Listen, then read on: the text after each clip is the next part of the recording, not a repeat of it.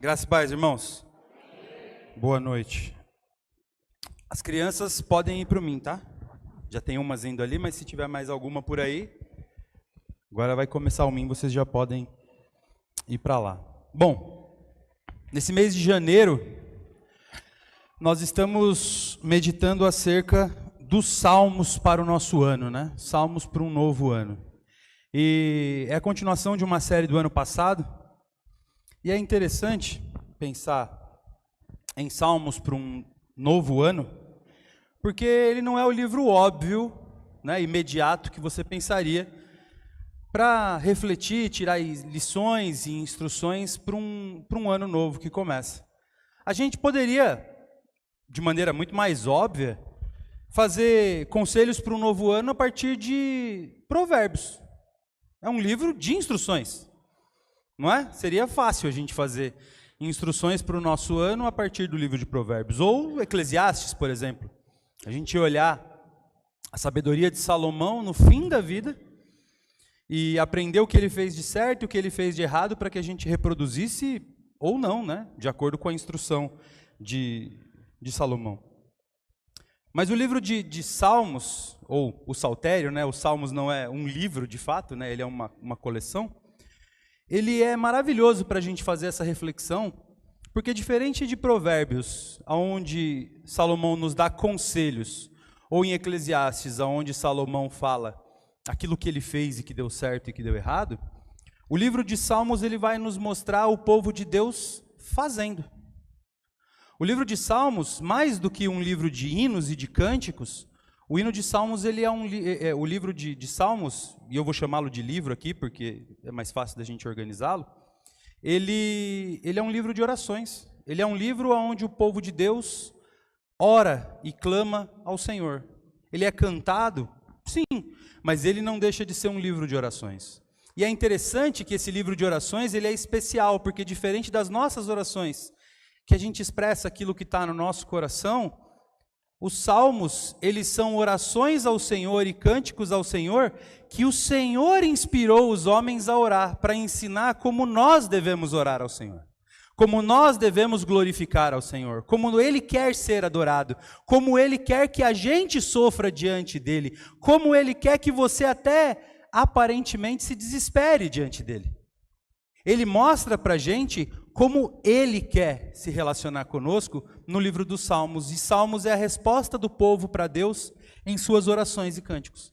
Por isso que ele é tão interessante da gente usar para um novo ano. Porque ele traz lições verdadeiras de quem passou de verdade por cada uma dessas coisas. E é por isso que a gente vai meditar no livro de Salmos no mês de janeiro. E para o Salmo de hoje, tão importante quanto o Salmo que nós vamos ler, é a explicação do que é esse Salmo e do porquê ler esse Salmo. Vai fazer muito sentido para a gente. Por isso eu queria tomar algum tempinho explicando para você esse tal livro de Salmos que a gente tem. Os Salmos são uma coletânea das orações e do louvor do povo de Israel ao longo de todo o tempo. São vários autores de salmos. A gente tem de Moisés a Salomão, Davi, a gente tem, enfim, uma coletânea de autores desconhecidos, de tempos desconhecidos, de lugares diferentes, antes do cativeiro, depois do primeiro cativeiro, depois do segundo cativeiro, enfim, um lugar um lugar onde a oração tem espaço ao longo do tempo da igreja. E ele é organizado em 5 livros menores. Isso não é importante para a gente, mas é só para você saber que ele é separado por grupos, né? Alguns estão a maioria dos salmos de Davi, as outras estão a maioria, os salmos de petição, eles são organizados ali, eles não estão aleatoriamente colocados ali dentro. E eu não sei se você sabe, mas os salmos, eles têm tipos. Existem alguns tipos de salmos dentro do livro de Salmos. Os salmos, eles vão ser agrupados, não dentro do texto, mas eles vão ser agrupados no nosso entendimento, em tipos. Por exemplo, a gente vai ter salmos de adoração. Você vai ter alguns dos salmos, se você procurar ali, você vai encontrar esses salmos. A gente fez um estudo no final do ano passado com os jovens, e eu passei cada salmo e o que é cada um desses salmos. Depois, se alguém tiver interesse, eu passo para o irmão também. Mas assim, os salmos de adoração, eles vão ser os salmos que você vai ler na sua Bíblia, aonde o povo ou o salmista glorifica a Deus. São salmos de adoração. Existem salmos que a gente chama de precatórios. São salmos onde o salmista, ele debate com Deus. Sabe aquele salmo, até quando, Senhor, o Senhor vai olhar para isso e tal? Quando o salmista está reclamando com Deus. Ele está perguntando para Deus, mas o que está acontecendo aqui, Senhor? Os meus inimigos, eles me cercam. São salmos imprecatórios, eles são salmos onde o salmista está discutindo, está debatendo, está se entristecendo, está irritado diante de Deus. Você vai ter salmos régios ou salmos messiânicos, que são os salmos que falam acerca de Davi e que falam também acerca de Jesus. São salmos que declaram que o Senhor viria. Esses salmos são os salmos messiânicos, né, ou salmos dos reis. Enfim, tem uma série de salmos que a gente conhece no livro de Salmos. E um desses grupos de salmos, que é o salmo que a gente vai olhar hoje, são os salmos de romagem, os salmos de romaria. É um grupo de salmos que começa no Salmo 120 e vai até o Salmo 134. São esses 14 salmos. Tem um salmo fora, mas às vezes ele é considerado de romagem, às vezes ele não é, então vamos deixar ele de lado por enquanto. Salmo 120 até o Salmo 134 são os salmos de romagem. Esses são os que nos interessam para hoje. Os salmos de romagem, eles têm um papel muito interessante na vida de Israel. Eles não são os salmos naturais que a gente vai ver no culto. Lá a gente tem essa coletânea toda de salmos, e durante o culto no templo, durante o culto nas sinagogas, eles cantavam os salmos. Os salmos, eles eram cantados. Normalmente você ia ter, puxa, a gente está passando por uma crise terrível, vamos cantar salmos imprecatórios. A gente está numa vitória grande, vamos cantar salmos de adoração e louvor ao Senhor. A gente está numa celebração, existem salmos específicos para a Páscoa, salmos específicos para o dia de Pentecostes. Então esses salmos, eles eram cantados nesses dias específicos. E o salmo de romagem, apesar deles estarem aqui no grupo de salmos, esses 14 salmos não eram cantados no culto. Ao contrário, eles eram cantados durante as romagens, durante as viagens. Porque eu não sei se vocês sabem, mas Jerusalém, a capital ali do reino, é lá que ficava o templo. E todo judeu, absolutamente todo judeu, tinha que viajar pelo menos uma vez por ano para Jerusalém, para entregar o seu dízimo e a sua oferta, porque tinha que ser feito lá, e para fazer as suas ofertas de sacrifício por sua família, pelos seus pecados, participar das celebrações, participar das festas, se purificar e então voltar para casa. Todos os anos, todos os judeus que moravam na região tinham que viajar até Jerusalém para fazer parte desse ritual, para tomar parte na vida da comunidade judaica. E eu queria que você tentasse imaginar, porque quando a gente pensa em viagem hoje, parece fácil, né? Já imaginou você sair daqui e viajar até Jandira? Sei lá, pega o trem aqui e desce lá, né? Fácil. Quantos quilômetros dá? 30? 30 e poucos? Agora imagina fazer isso a pé. Já ficou bem mais complicado. Ficou bem mais difícil daqui em Jandira a pé. Agora imagina você fazer 200 quilômetros. 300 quilômetros. Ficou muito mais difícil. A nossa percepção, que vive com carro, que vive com trem, com metrô, é que as distâncias ficaram muito curtas. Mas quando a gente pensa em 200 quilômetros, a gente está falando de uma viagem de 20 dias. Não é que a pessoa andava pouco, eles andavam muito mais do que a gente. Mas uma viagem, imagina, de Corazim, cidade lá do norte, de Barseba, lá em cima, são 220, 230 quilômetros até Jerusalém, considerando as estradas que a gente tem hoje. Não tem como a gente medir no mapa na época que não existiam estradas, né? Mas considerando as estradas que a gente tem hoje, que é o melhor caminho, né? São 200, 230 quilômetros. Mas você não faz 230 quilômetros em um dia, porque você não vai sozinho. Você vai sua esposa ou seu marido, seus filhos. Vocês vão viajar? Vão. Vocês têm que dormir. Então você tem que carregar tenda. Você vai passar 15, 20 dias na estrada, você precisa de quê? Comida. Você precisa de água. Você precisa levar animais para serem sacrificados. Você precisa levar cordeiro, você precisa levar rolinha, você precisa levar pombo. Depende do que você vai sacrificar. Eles têm que ir junto com comida para eles também, porque eles têm que chegar lá vivos. Você tem que levar abrigo, você tem que levar uma arma para se proteger, você tem que levar dinheiro para a ida, para a estadia e para a volta. Quanta coisa você leva, não tem como você andar rápido. Isso a gente está falando só do peso que você carrega. Imagina essa viagem feita sem estradas, as estradas não existiam. As poucas estradas que a gente tem são nas cidades romanas e nas regiões romanas. Jerusalém, ela pertencia a Roma, mas ela não tinha estradas, eram estradas de terra. Muitas vezes eram caminhos no meio da montanha, porque se você olhar o mapa, você vai ver que Jerusalém fica no Monte Santo, e ela é no topo de uma cordilheira de montanhas. Desce 1000 metros para os lados, até o mar de um lado e o rio do outro. E você mora a 200 quilômetros de distância, lá embaixo, onde você planta e você colhe. Você não planta e colhe na montanha. Você vai precisar subir 1000 metros de altura, andando 200 quilômetros de distância, com tudo isso nas costas. Que viagem difícil. Chove. Chove muito. E o sol no deserto? Terrível. Te consome, destrói as suas comidas, estraga as coisas. Só que o deserto, à noite, tudo que fez de calor inverte e faz de frio. Se faz 40 graus de manhã, de noite faz negativo, faz -1, -2, -5. Você queima de dia e congela à noite. E aí você precisa arrumar madeira, porque lembra que você está no deserto, você precisa carregar a madeira para a fogueira. Que viagem terrível, e ela vai piorando. A gente está falando de 3.000 anos atrás, de 4.000 anos atrás. O que tem nessa estrada? Animais perigosos. Cobra, ursos da montanha, leão da montanha, gato selvagem, escorpião, insetos de todo tipo. Você vai ser açoitado por esses animais na sua viagem. Mas não é só isso. Você vive numa terra de inimigos, você está rodeado de inimigos. Israel hoje vive rodeada de inimigos, já era assim lá atrás, eles viviam rodeados de inimigos. Você atravessa uma rua, né, você anda num lugarzinho um pouco estranho, eles te atacam e te matam. Inimigos por todos os lados. Mas tem gente que nem é teu inimigo, só é bandido, cheio de bandido. Ele sabe que você vai passar lá uma vez por ano levando dinheiro para ida, dinheiro para estadia, dinheiro para volta, animal para ser sacrificado, sua mulher, seus filhos, suas posses, suas propriedades. Ele sabe que você vai passar por ali, ele só fica esperando você passar para te assaltar. Tá ficando fácil viajar, né? Uma vez por ano. Como que você suporta uma viagem dessa? Você precisa se unir.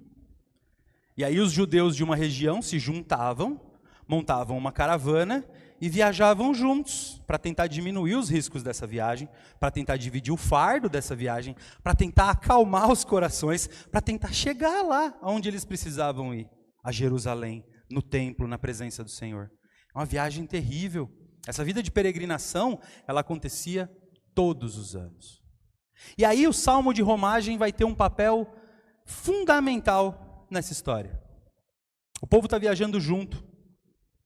O povo está sendo afligido junto pelo sol, pelo frio, pela chuva, pelos bandidos, pelos animais, por todos os tipos de coisas que podem acontecer. Inimigos de todos os lados, bandidos, pessoas aproveitadoras, gente que recebia para fazer segurança e à noite roubava eles. É cheio disso. A história vai contar todo esse tipo de coisa. Como que você sobrevive a esse tipo de coisa? Você precisa de uma coisinha muito especial, que é esperança. Se você não tiver esperança, você não chega. E é para isso que serviam os salmos de romagem. Eles eram músicas, eles eram louvores, eles eram orações que se cantava enquanto você estava nessa viagem, para te dar força e esperança para chegar. A gente vai ter um salmo aí, nos salmos de romagem, que fala da alegria que é estar em Jerusalém. Vamos para Jerusalém. Aquele salmo, alegrei-me quando me disseram, vamos à casa do Senhor, é um salmo de romagem. Que alegria é ir para a casa do Senhor. Então eu tenho esperança dessa viagem que eu estou fazendo, porque eu estou indo para a casa do Senhor.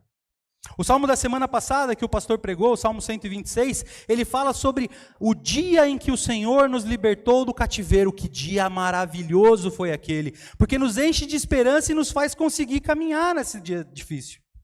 Os salmos de romagem são salmos assim.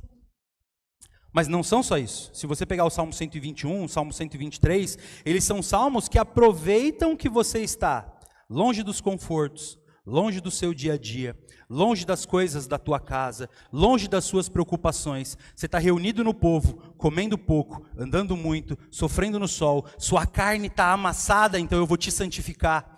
E aí são salmos que ensinam contra a fofoca, são salmos que ensinam contra a mentira, são salmos que ensinam contra a bajulação, são salmos que ensinam contra a opressão, contra a humilhação, são salmos que nos lembram que nós estamos rodeados de inimigos para que a gente mantenha os nossos olhos espertos, para que a gente não se esqueça. Eu estou no meio de uma comunidade, a gente está caminhando com um monte de gente, eu posso ficar tranquilo, nada vai acontecer. Não, vamos cantar aquele salmo que vai falar, olha, os nossos inimigos estão à porta. São salmos que vão nos instruir, nos santificar e nos preparar para que a gente caminhe no deserto até chegar em Jerusalém. E o salmo que eu queria ler com os irmãos hoje é o Salmo 124. É um salmo de peregrinação, é um salmo de quando a gente está saindo lá das nossas casas em toda a região de Israel e indo para a Cidade Santa, indo para o templo. E ele diz o seguinte, eu vou ler na versão NVI, tá? Se o Senhor não estivesse do nosso lado, que Israel repita, se o Senhor não estivesse do nosso lado. Vamos lá, Israel, eu vou falar se o Senhor não estivesse do nosso lado, vocês vão repetir. Se o Senhor não estivesse do nosso lado. Vamos seguir o que eles faziam, vai. Se o Senhor não estivesse do nosso lado, que Israel repita. Quando os inimigos nos atacaram, eles já teriam nos engolido vivos, quando se enfureceram contra nós. As águas nos teriam arrastado, e as torrentes teriam nos afogado. Sim, as águas turbulentas nos teriam afogado. Bendito seja o Senhor, que não nos entregou para sermos dilacerados pelos dentes deles. Como um pássaro, escapamos da armadilha do caçador. A armadilha foi quebrada, e nós escapamos. O nosso socorro está no nome do Senhor, que fez os céus e a terra. Esse é um salmo que existe para dar esperança para o povo que está na estrada. Quando a gente lê um salmo como esse, quando a gente lê um salmo de romagem, como o Salmo 124, a gente percebe o valor que um salmo de romagem tem quando você está numa viagem dessa. Porque você está ali contra tudo e contra todos. E aí de repente você fala, vamos cantar o Salmo 124? E aí você fala, se não fosse o Senhor. Se não fosse o Senhor. Se não fosse o Senhor, a gente não estaria aqui indo para Jerusalém. A gente já teria morrido lá atrás. Você entende? Eles cantam aquilo e eles colocam na cabeça dele que o Senhor tem livrado o povo ao longo do tempo. Que o Senhor caminhou com eles. Que todos os inimigos se levantaram, que toda a natureza se levantou, que todas as coisas aconteceram e eles foram livrados e continuaram ali, o povo de Deus. E que agora eles estão na estrada, indo para Jerusalém adorá-lo. E por isso eles precisam se lembrar. Ele esteve com eles e os livrou de cada momento. E aí a gente vai olhar para esse salmo, para toda essa história que eu contei, e a gente lembra que a gente é o povo de Deus agora. Nós fazemos parte da nova aliança. E nós nos lembramos que assim como Israel indo para a Cidade Santa, nós somos um povo de peregrinos, estrangeiros nessa terra. E nós marchamos nessa terra para Jerusalém Celestial. O nosso destino é a vida eterna. E a gente viaja como peregrino nessa terra carregando tudo o que a gente tem. Todas as coisas que nós temos estão aqui conosco à disposição do inimigo. O tempo todo podendo ser atacado por ele. A gente pode ser afligido por qualquer uma das coisas. Olha só, tudo aquilo que a gente tinha na explicação que eu dei a respeito dessa viagem, continua sobre nós. Ao invés de Israel, agora sobre a igreja, a gente não está sujeito ao tempo? O sol, a chuva, o frio, a casa cair, esse telhado desabar na nossa cabeça, alguém perder um controle e bater no muro. A gente está sujeito a todas as coisas naturais. Eu me lembro que há uns anos atrás a gente passou uma época de oração aqui. Foi você, Nana, ali que estava lá no Rio e que inundou tudo? Foi, não foi? Sujeito ao tempo. Quantas vezes a gente fez aqui na igreja campanhas rápidas, urgentes, para ajudar o pessoal de Mariana, quando desabou tudo lá e eles perderam tudo, Mauá, quando teve uma enxurrada e derrubou tudo. A gente fez um monte de campanha para levantar recursos, para levantar alimentos, roupa, dinheiro, para socorrer pelo povo de Deus, as pessoas que estavam sofrendo pelo tempo. A gente continua sujeito a isso. O Rio Grande do Sul está debaixo d'água agora. A gente continua sujeito a essas coisas. Todas elas continuam valendo para nós. Os inimigos ao nosso redor. Puxa vida, vamos falar dos inimigos ao nosso redor? A igreja talvez seja a que mais tem inimigos ao seu redor, porque a igreja tem como inimigo tudo aquilo que é do mundo, porque o mundo jaz no maligno. Ou pertence à igreja, ou está nas mãos do Senhor, ou jaz no maligno. E a gente é açoitado pelo inimigo o tempo todo. Nessa nossa peregrinação, o tempo todo, a gente sabe que se a gente der um passo para o lado, o inimigo pode nos atacar. O inimigo óbvio, a tentação, o pecado, os governos, as opressões de região, de local, de pessoas que odeiam a nossa fé, isso tudo a gente já está acostumado, mas o inimigo ardiloso vem se profissionalizando, ele vem mudando, e agora a gente tem inimigo no nosso bolso. Se você não vigiar, você passa horas arrastando para cima, arrastando para cima, arrastando para cima, arrastando para cima, enquanto a comitiva continua marchando em direção a Jerusalém Celestial, e você parado na beira da estrada assim, ó, olhando para cima.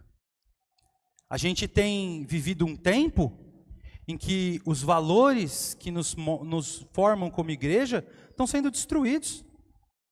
Ninguém mais dá valor a uma vida santa, ninguém mais se preocupa com uma vida correta, ninguém mais se preocupa com amar o próximo, ninguém mais dá valor para um casamento, para uma família, para filhos. As pessoas estão preferindo ter gato, ter cachorro, e aliás, agora já tem uma geração que quer ter planta, que nem bicho ele não quer, porque dá muito trabalho o bicho. As pessoas estão se preocupando em construir carreiras, as pessoas estão se preocupando em não se apegar, em passar as noites fora e ter relacionamentos com qualquer um. Isso é o tempo. E eles estão ensinando as crianças dessa geração, os adolescentes dessa geração, que esse é o caminho. Cada vez que a gente conversa com gente da igreja, que é pai de adolescente, que é pai de jovem, você fala, tá 20, 21 anos, nossa, daqui a pouco casar. Não, meu filho, casar não, vai casar lá com os 30 e pouco. A nossa mentalidade está sendo atacada pelo inimigo dentro das nossas casas. É a agenda LGBTQ, é a agenda feminista, é a agenda machista, é a agenda de política, oposição, como é que fala? Ambientalismo, não sei o quê. Cara, de todo lado tem uma agenda louca para pular em você e te agarrar. E nem sempre eu estou falando que são coisas ruins, não é que elas sejam ruins em si. O problema é que toda ideologia, toda agenda, ela sequestra a sua consciência, você é obrigado a aceitar tudo, você é inimigo. Você entende? E aí sabe o que a igreja faz? As pessoas que estão nessa marcha de peregrinação começam a se perder na beira da estrada, dá um passinho para o lado para olhar aqui e o inimigo. Aí o outro dá um passinho para o lado para olhar ali e o inimigo. E ele vai roubando um a um, atacando um a um e enfraquecendo a coluna que estava marchando. Ele vai atacando a gente, olha como você está preocupado, você precisa trabalhar mais, você precisa ganhar mais, você precisa de mais dinheiro, olha as contas, olha as coisas que você quer, olha esses bens de consumo, essa televisão nova que lançou, esse celular novo que lançou, essa viagem nova que lançou, esse carro novo que lançou, e você fica, meu Deus, eu preciso de mais dinheiro, eu preciso trabalhar mais, eu vou fazer uma hora extra, eu vou fazer não sei o quê, e aí você ganha um valor e você gasta todo esse valor, e você dobra o seu salário e você gasta todo o dobro, e você quadruplica o seu salário e você gasta todo de novo. Tem alguma coisa errada aí. Estão roubando você da marcha. Estão tirando o seu foco da marcha. Porque o inimigo ele vai se levantando e ele vai se colocando das formas que ele pode. Ele não vai se levantar no meio dessa marcha como um inimigo e atacar todo mundo. Ele não vai fazer isso. Ele sabe que juntos, se protegendo contra o inimigo que a gente pode ver, a gente vai vencer. Ele vai atacando sempre o mais fraco. Sempre o que está na beira. Sempre o que não está prestando atenção. E vai nos arrancando. Por isso a importância da gente ler esse salmo de novo, por isso a gente lê os salmos de romagem e tomar para a nossa vida como igreja. É importante a gente se lembrar que a gente é peregrino nessa terra.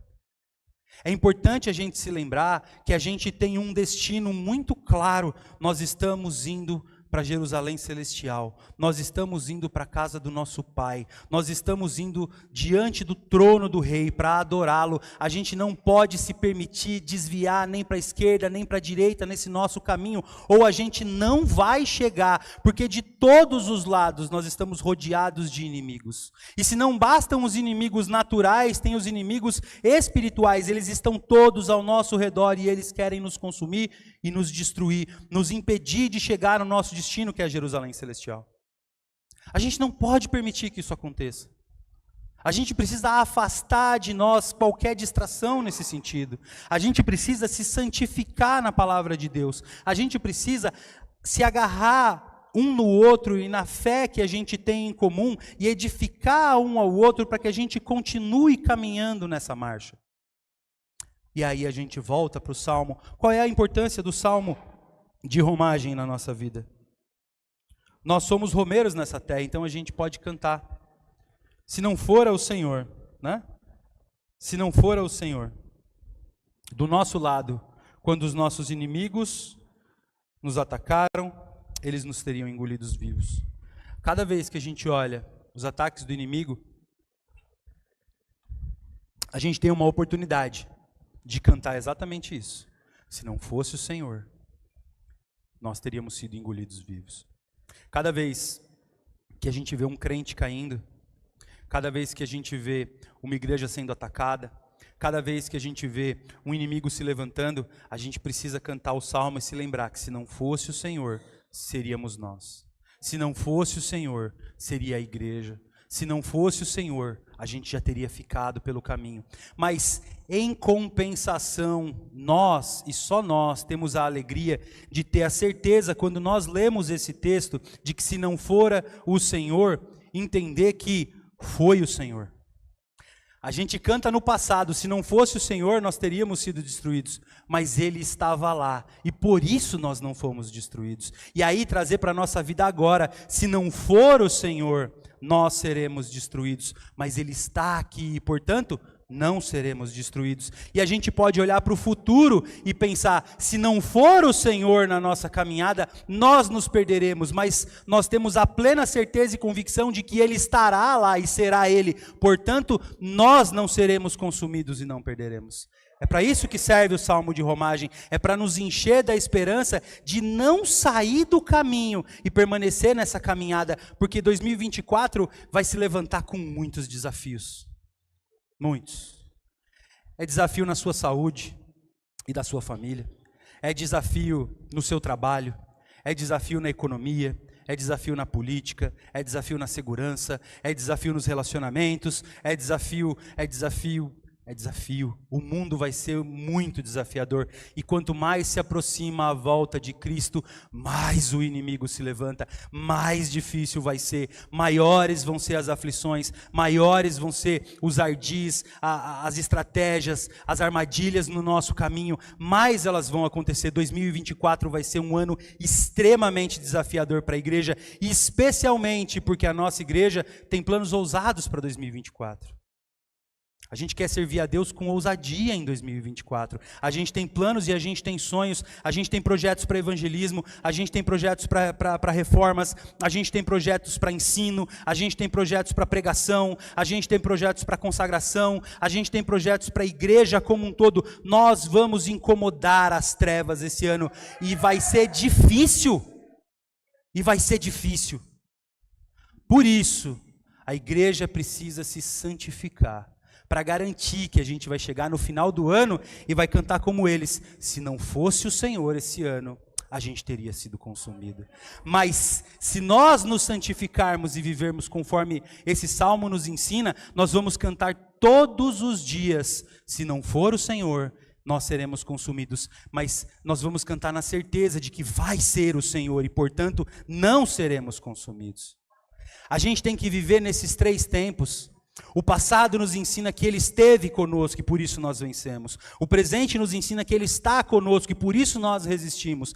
E o futuro nos ensina que Ele continuará conosco e por isso nós somos mais do que vencedores.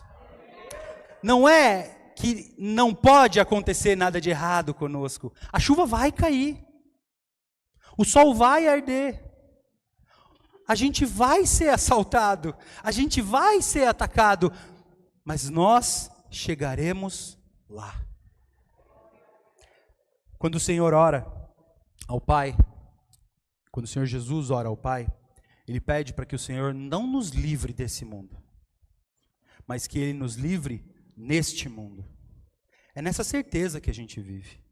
É na certeza de que o Senhor Jesus está assentado à direita do Pai o tempo todo, absolutamente o tempo todo, intercedendo ao nosso favor e garantindo, não é pedindo, não é tentando, é garantindo, nós vamos chegar lá. Nós vamos chegar na Jerusalém Celestial, nós vamos estar na presença de Deus para toda a eternidade, nós vamos desfrutar desse gozo eterno. A nossa função é continuar caminhando, na certeza de que quem nos livra de tudo é o Senhor. O fim desse salmo, ele traz essa confiança, ele fala, o nosso socorro está no nome do Senhor, porque Ele fez os céus e a terra. Ele domina sobre todas as coisas que foram criadas. Ele domina sobre tudo o que existe. Você pode ficar tranquilo, se tem alguém que tem poder para te tirar de onde você está e te levar até lá, até a eternidade, é esse Deus aqui. Que você viva esse ano de 2024 na confiança, na paz, na plenitude desses salmos de romagem. Tome para você esses salmos. Tire um tempinho. Vale a pena, é do Salmo 120 ao 134, tem salmo aqui que tem 2 versículos, leia os salmos de romagem nesse ano, leia cada um desses salmos, tome a consciência de que você é um estrangeiro nessa terra, de que você está caminhando num caminho perigoso, a qualquer momento o céu pode desabar na tua cabeça, a qualquer momento você pode ser atacado por um animal, a qualquer momento você pode ser atacado por um inimigo, e então a sua maneira de sobreviver é se agarrar nos teus irmãos, permanecer firme nessa comunhão, e se lembrar de que você está sendo guiado e levado, da onde você está até a eternidade, pelo único que não pode falhar, pelo Senhor. Amém? Vamos orar? Pai, nós te agradecemos pela tua palavra que foi lida nessa noite, Senhor. Te agradecemos, Senhor, porque nós temos o privilégio único, o privilégio maravilhoso de sermos chamados filhos teus. Nós te agradecemos, Pai, por pertencer ao teu povo, por pertencer à geração tua, por pertencer à tua descendência eterna, Pai. Nós te agradecemos pelo teu Filho Jesus, que fez com que tudo isso fosse possível, Pai. Louvado seja o teu nome, engrandecido por essa obra maravilhosa nas nossas vidas, Senhor.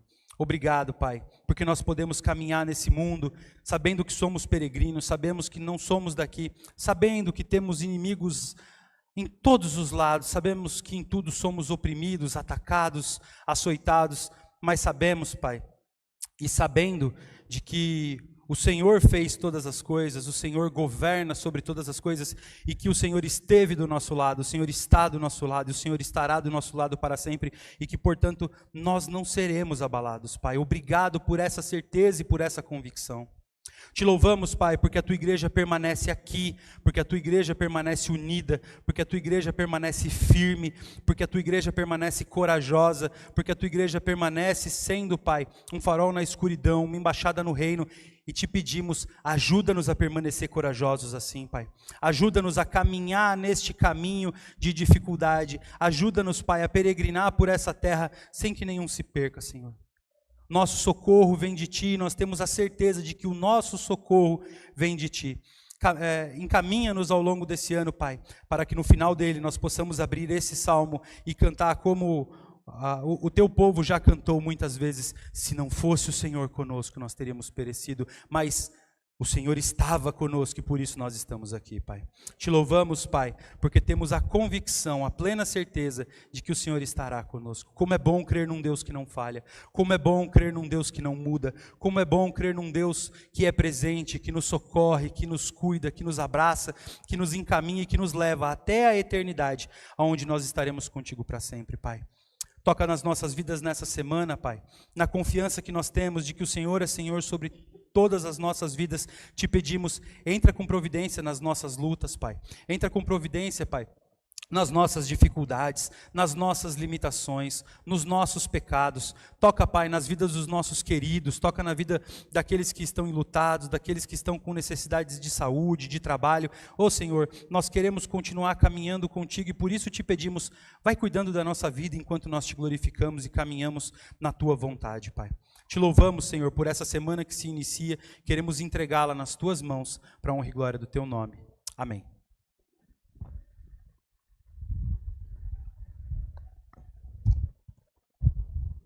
Graça e paz, irmãos. Gostaria de, nessa noite, conhecer os visitantes que nós temos aqui na igreja. Não sei se temos alguém nos visitando pela primeira vez. Se tiver alguém, por favor, levanta a mão, faz um sinalzinho aqui pra gente. Ali temos duas irmãs pela primeira vez. Sejam bem-vindas em nome de Jesus. Temos mais alguém? Aqui no centro, aqui no canto. Um amigo do Estevão ali, é isso mesmo? Primeira vez, né? Seja bem-vindo em nome de Jesus. Que vocês se sintam bem em nosso meio, que Deus abençoe a vida de vocês, voltem sempre para estar aqui conosco. Irmãos, os avisos que eu tenho hoje são três, agora eu lembrei, 3 avisos. O primeiro aviso que eu tenho é sobre o curso de som, eu falei semana passada com os irmãos, muitos irmãos me mandaram mensagem e não compreenderam muito bem o aviso, eu vou passar novamente esse aviso. Nós vamos ter um curso de sonoplastia, aqui na igreja, para aqueles irmãos que querem ficar operando na mesa de som.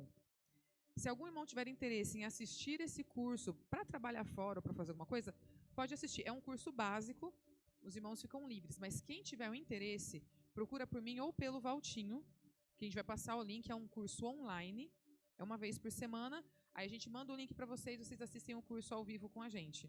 Então, quem tiver interesse de trabalhar na mesa de som ali, aquela correria que fica o Gabriel e o Vinícius fazendo, que quando a microfonia aqui liga cabo, desliga cabo, quem tiver esse interesse, procura por mim ou pelo Valtinho depois, para a gente poder passar todas as informações para vocês. Outro recado que eu dei semana passada é sobre a nossa Páscoa que está chegando. Os irmãos que quiserem participar do nosso evento, nosso especial de Páscoa que vamos ter, vai ter dança, vai ter louvor, vai ter o coral, vai ter teatro. Vai precisar de gente para ajudar a fazer o figurino, fazer o cenário, trabalhar no som. Se você quer ajudar a gente, aí uma pessoa falou assim para mim, Grazi, mas e se todo mundo da igreja der um nome para participar? Falei, glória a Deus, a gente chama os visitantes da rua para vir assistir, a falar da Páscoa, da ressurreição de Cristo, de tudo que nosso Deus tem feito por cada um de nós. Aí a igreja inteira vem aqui trabalhar e a igreja vai estar cheia de visitante. Então, quem tiver interesse, irmãos, procurem por mim ou pela Maiara, aqui do teclado. Uma de nós duas, procure pela gente para a gente poder começar os ensaios já agora em fevereiro, porque a Páscoa já está chegando, está pertinho, tá bom? E o último aviso de hoje é a nossa cantina. Hoje a cantina tem açaí e batata frita. Então, os irmãos, se quiserem passar ali, ter um momento de comunhão, ficar conversando até tarde aí, fiquem à vontade. Por favor, contribuam com a cantina de hoje, a cantina hoje é em prol do grupo de dança da igreja. Então, os irmãos que quiserem, após o culto, pode estar ali. Amém?